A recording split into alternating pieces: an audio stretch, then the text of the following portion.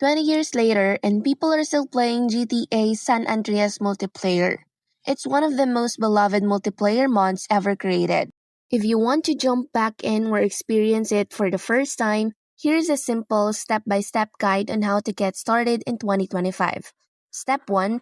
Get the right version of the game.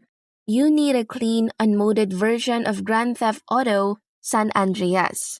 The SAMP mod works best with the original PC version, not the definitive edition or the mobile port. If you own the game on Steam, you may need to use a community-made tool to downgrade it to the older version that works with SAMP. You can find these tools on community forums like the SAMP forums or Reddit. Step 2. Download the SAMP client. Next, you need the SAMP client. Make sure you only download it from the official SAMP website. There are many mirrors, but the main site is the safest. Download the latest client and install it. The installer will ask you to select your GTA San Andreas directory. This is why having a clean install is so important.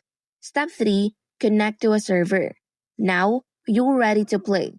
Open the SAMP client. You'll see a server browser. You can browse the different servers by game mode, player count, or a specific name. Many popular servers like Roleplay, Deathmatch, and Free Roam still have thousands of players. To connect, simply double-click a server and enter a nickname when prompted. You can also add a server to your favorites if you have its IP address. Once you're connected, you're ready to get back to Los Santos and start your multiplayer adventure.